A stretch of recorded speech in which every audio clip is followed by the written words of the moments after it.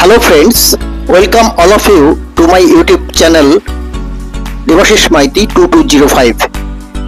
রাজস্থান ভ্রমণের অষ্টম পর্বে আজ নিয়ে যাব পদ্মপুরাণ যুগ ও রামায়ণ মহাভারতে বর্ণিত স্থানে, সুফি সাধকের সমাধিক্ষেত্র ও রাজস্থানের একমাত্র স্নো পয়েন্ট বা বরফ পাহাড়ের দেশে। আশা করি ভালো লাগবে, শেষ পর্যন্ত দেখতে থাকুন। স্কিপ না করে শেষ পর্যন্ত দেখলে পাবেন অনেক ইনফরমেশন, থাকা ও খাওয়ার ভালো হোটেলের ঠিকানা। যারা আমার চ্যানেলে নতুন, চ্যানেলটিকে সাবস্ক্রাইব করে রাখবেন। শেষে ভালো লাগলে অবশ্যই লাইক ও ভিডিওটি শেয়ার করতে ভুলবেন না। আজকের রোড জার্নিটা একটু দীর্ঘ, তাই আমরা জয়সলমীর থেকে ব্রেকফাস্ট করেই বেরিয়ে পড়ি 450 কিলোমিটার দূরে পুষ্করের উদ্দেশ্যে। যোধপুরে স্টে করার কথা ভাবা হয়েছিল। আমরা যেহেতু মাউন্ট আবু থেকে যোধপুরে স্টে করে সমস্ত দেখে নিয়েছি, এখন আমরা সোজা পুষ্করে চলে যাব। এখানকার রাস্তাগুলো পুরো ঘুম ধরানো রাস্তা, দারুণ সুন্দর একটা রোড জার্নি। আমরা জয়সলমীর ছাড়ছি। আমাদের যাওয়ার কথা ছিল অ্যাকচুয়ালি যোধপুর দেখে নেওয়ার জন্য। আমরা স্টে করবো না যোধপুর বাইপাস হয়ে পুষ্করে চলে যাব।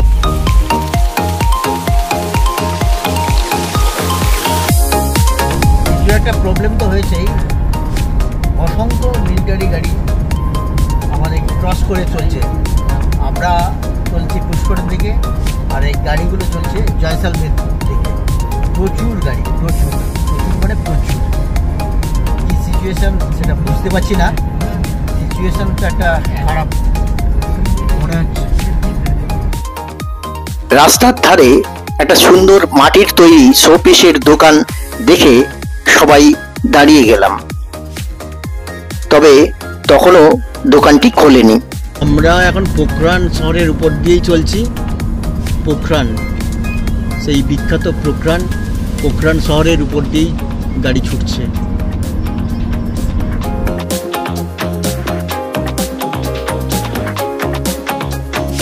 হাইওয়ে দিয়ে যেতে যেতে কিছুটা ব্রেক ও লাঞ্চ করবার জন্য আমরা দাঁড়িয়ে গেলাম দেব রেস্টুরেন্টে। এই রেস্টুরেন্টটি ভালো, খুব পরিষ্কার পরিচ্ছন্ন। এখানে লাঞ্চ সারলাম এবং খাবার দাবারগুলো বেশ টেস্টি ছিল।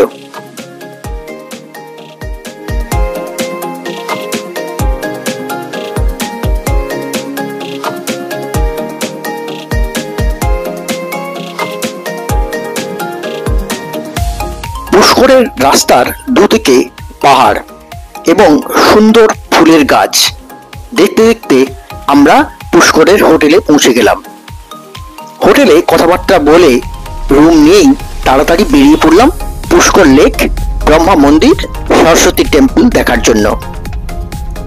এই পুষ্কর লেকটি হোটেলের খুব কাছেই, পায়ে হেঁটেই গেলাম। পুষ্করের মন্দিরের দিকেই অসংখ্য দোকান, আর এখানে অ্যাকচুয়ালি ফরেনারে ভর্তি। এখানে প্রচুর বিদেশি পর্যটক দেখলাম। রাস্তার দুদিকে সারি সারি দোকান, পোশাক, রেডিমেড জুয়েলারি, মিষ্টির দোকান, পুজো দেওয়ার ডালি ও ফুলের দোকান এবং ঘর সাজানো ঢাল তলোয়ার। রাস্তার দুদিক ভর্তি দোকান, তবে রাস্তাটা খুব একটা পরিষ্কার নয়। এই হচ্ছে পুষ্কর লেক এবং ব্রহ্মা মন্দির আমরা দেখব। পুষ্কর লেকের সামনে আমরা চলে এসেছি। পুষ্কর লেকে অনেকেই স্নান করে শান্তি লাভ করেন। রাজস্থানের আজমির স্টেশন থেকে 11 কিলোমিটার দূরে হিন্দুদের একটি তীর্থস্থান পুষ্কর।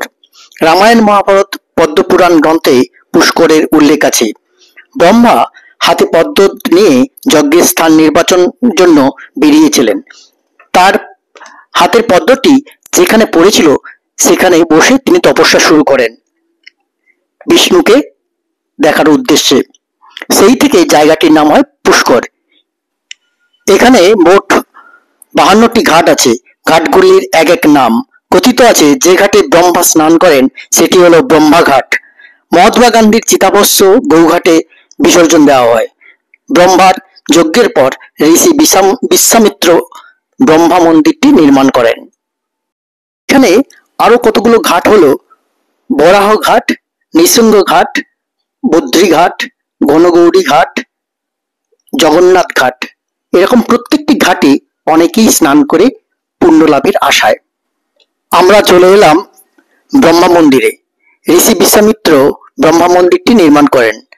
এখানে মোবাইল ও ব্যাগ কোনোভাবেই নিয়ে যাওয়া যায় না, রাখার বন্দোবস্ত আছে। ফুলের সাজি নিয়ে পুজো দিয়ে এলাম। পৃথিবীর একমাত্র জায়গা যেখানে ব্রহ্মার পূজা দেওয়া যায়। এখানে একটি বড় মেলা বসে। শুক্ল পক্ষের একাদশীতে শুরু হয় এবং কার্তিক পূর্ণিমায় শেষ হয়। অর্থাৎ অক্টোবর নভেম্বর মাসে এখানে এক বিরাট মেলা বসে, যেখানে প্রায় 50,000 উটের সমাগম ঘটে। উটগুলিকে খুব রঙিন ভাবে সাজানো হয়।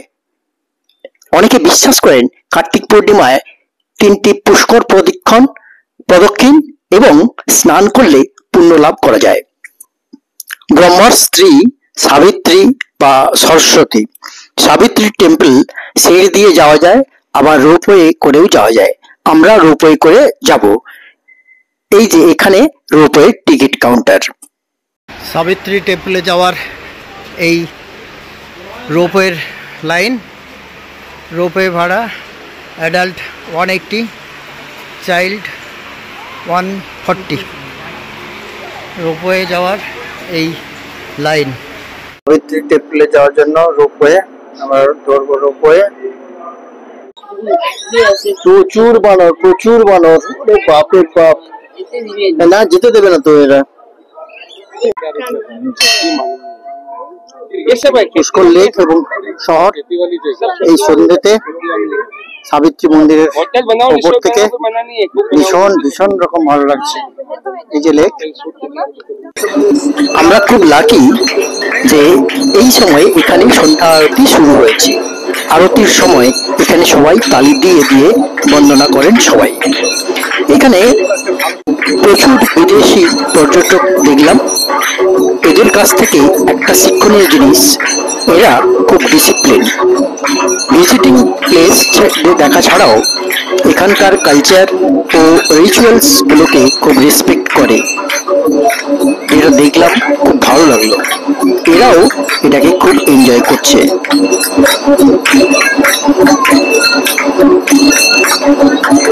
টেম্পলের 700 মিটার মধ্যেই Bharat Sevashram Sangha.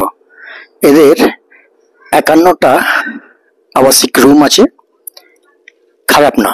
AC non AC করে 51টা রুম আছে। এই হচ্ছে ভারত সেবাশ্রম সংঘ। এর ফ্রি স্পেস প্রচুর, গাড়ি পার্কিং এর ব্যবস্থা আছে। একদম পাহাড়ের কোলে হওয়ায় খুব সুন্দর লাগে। সানরাইজটা ভীষণ ভালো দেখেছি, খুব সুন্দর। ভারত সেবাশ্রম সংঘের পাশে আরো কয়েকটি হোটেল আছে, দেখে নিতে পারেন। রামগড় হাভেলি রিসর্ট এবং হোটেল বসন্ত প্যালেস।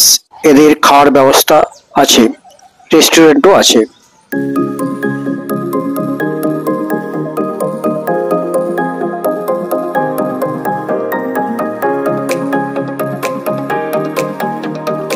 রাজস্থানের আজমির শহরে এটি একটি কৃত্রিম হ্রদ, আনাসাগর হ্রদ। পৃথ্বীরাজ চৌহানের পিতামহ অন্য রাজা বা আনা এই হ্রদটি তৈরি করেন 1135 সাল থেকে। তার নাম অনুসারে আনাসাগর লেক। এটি লুনি নদীর ওপর বাঁধ দিয়ে তৈরি হয়।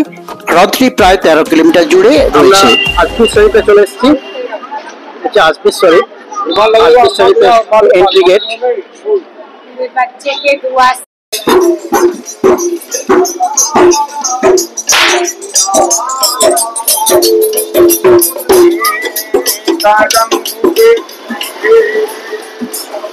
এই আজমির শরীফ দরগা, আমরা ভেতরে প্রবেশ করছি। আজমির শরীফ দরগা, ভেতরে প্রবেশ করছি। আজমির শরীফ, আজমির শরীফ পাহাড়ের কোলেই আজমির শরীফ। রাজস্থানের আজমিরে সবথেকে সুফি মাজার হলো আজমির শরীফ দরগা।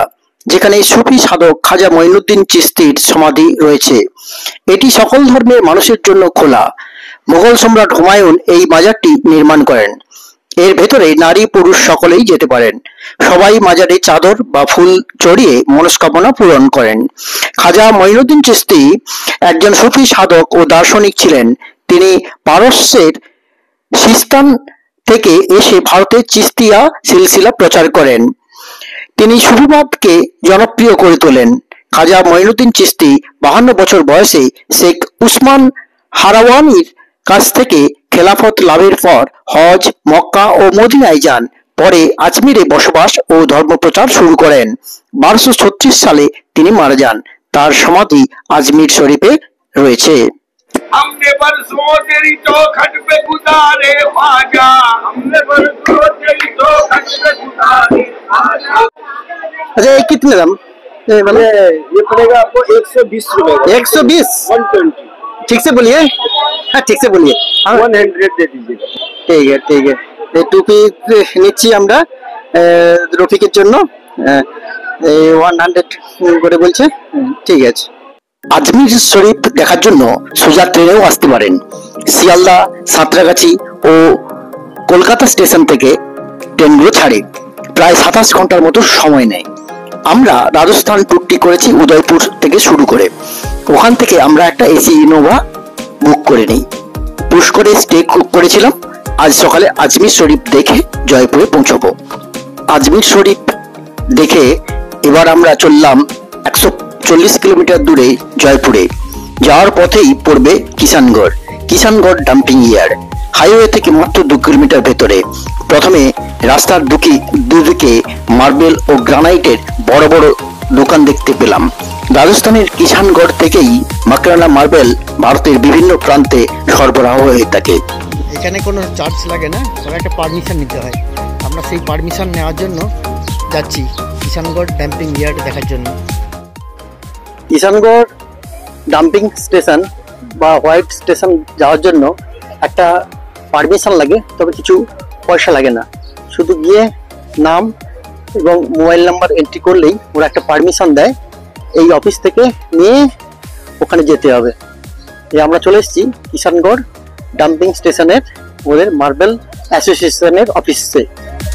আমরা পারমিশন শো করে আমরা এই ভেতরে ঢুকছি স্নো ইয়ার বা ডাম্পিং ইয়ারে। আজমির থেকে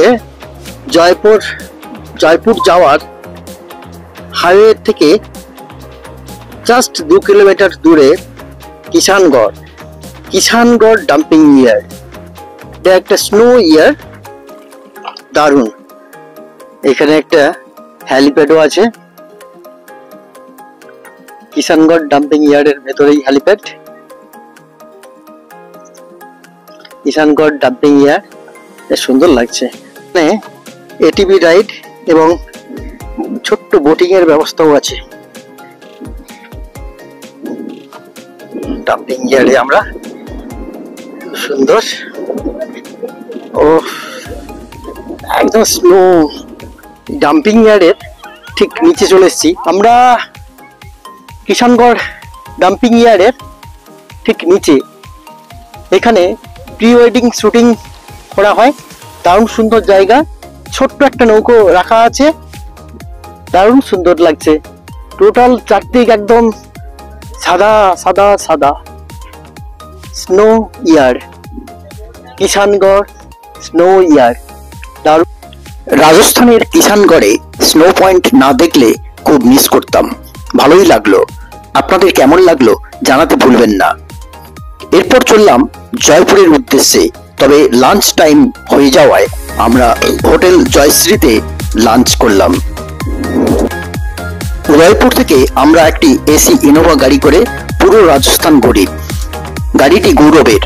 গৌরব ভীষণ সৎ, মিষ্টিভাষী। এর সুন্দর ব্যবহার আমাদের মুগ্ধ করেছে। জয়পুরে এসে আমাদের ছেড়ে ও চলে যাবে উদয়পুর। এখানে আমরা 4 দিন থাকবো।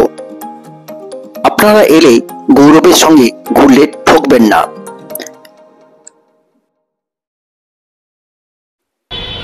জয়পুরে আমরা হোটেল রাওয়াতে উঠেছি। ভীষণ ভালো হোটেল। আমার পরবর্তী ভিডিওতে এর পুরো ইনফরমেশন থাকবে, দেখতে ভুলবেন না। ও সুন্দর, আমরা চলে এসেছি অ্যালবার্ট হলের লাইটিং দেখতে, অদ্ভুত রকম। আমরা জয়পুর চলে এলাম আমাদের শিডিউল টাইমের ঠিক একদিন আগে।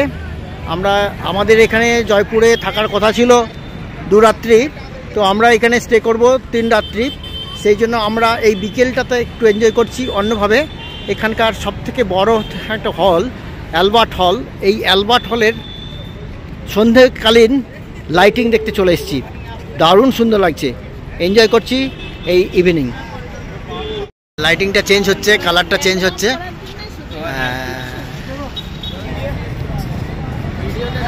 প্রি ওয়েডিং শুটিং চলছে।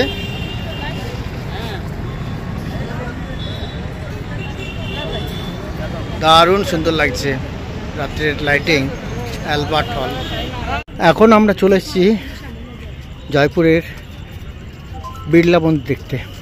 জয়পুর বিড়লা মন্দির প্রাঙ্গণ থেকে এটা ফোর্ট, পিছনে ফোর্ট, তারপরে বিড়লা মন্দির।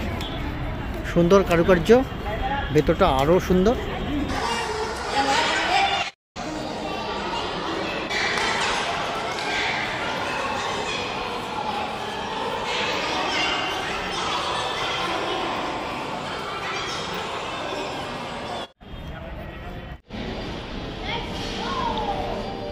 আমরা চলে এলাম জয়পুর শহরের সবথেকে বড় একটি মল, ওয়ার্ল্ড ট্রেড মার্ক। সত্যি বড় মল, দেখার মতো। অনেক সময় এখানে কাটালাম।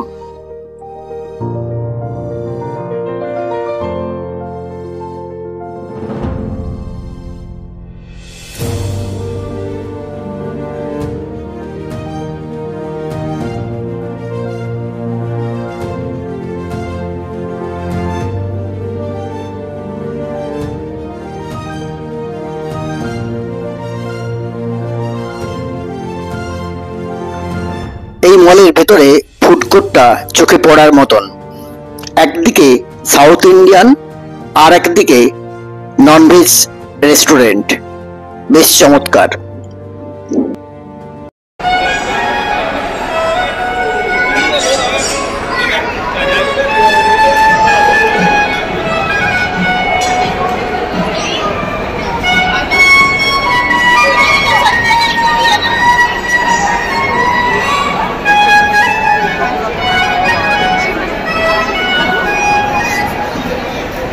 বাবুর মোটরসাইকেলে করে রাতের জয়পুর শহর ঘুরছি।